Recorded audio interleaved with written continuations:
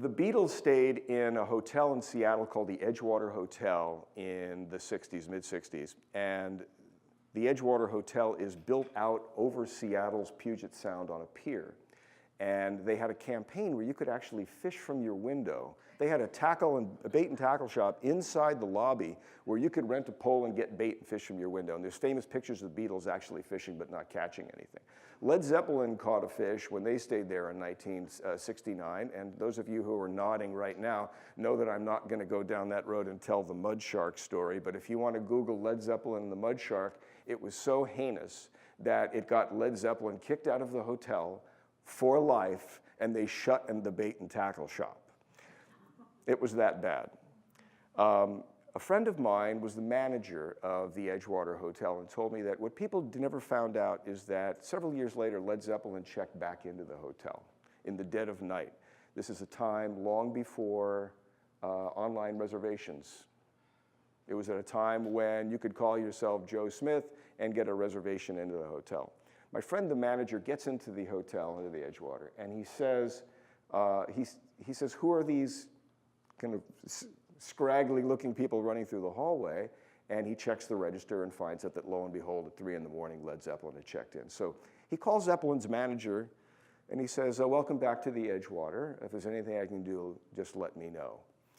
Obviously, what he was really saying is, I know you snuck back into the hotel, and my eye is on you. Led Zeppelin stayed at the Edgewater for 2 pretty uneventful days and nights. But when they were checking out, my friend, the manager, calls the head of housekeeping and said, how do their rooms look? She goes, oh, the rooms are great. You know, they didn't fish. There's no problem, except all of the TVs are gone. So he says, stay there. And he runs down the hall, opens the first door, and lo and behold, the TV's gone and the drapes are blowing. So he pulls back the drapes, looks out the window, and there's not 1 but 5 TVs bobbing in Puget Sound. So he goes back to the front desk, and here comes Richard Cole, Led Zeppelin's road manager, to check out. And my friend, the manager, goes, Mr. Cole, 10 rooms, the bill's $3,000. Richard Cole, the manager, reaches in his pocket, pulls out a huge roll of hundreds, and he peels off 30 and pays the hotel bill. So my friend is thinking that went pretty well.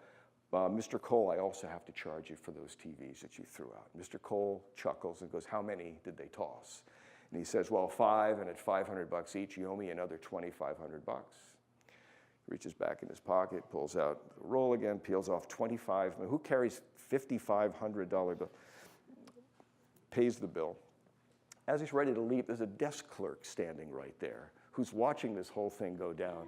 And he says, Mr. Cole, I'd always heard that Led Zeppelin had a reputation for trashing hotel rooms and throwing TVs, but I didn't really believe it. He goes, you got to tell me, what does it feel like to unplug the TV from the wall, lift it up, open the window, toss it into the water? Richard Cole looks at the kid and he goes, kid, you know, there's some things in life you just have to experience for yourself. And he reaches in his pocket, peels off 5 more $100 bills and hands them to the desk clerk and says, kid, go toss a TV courtesy of Led Zeppelin.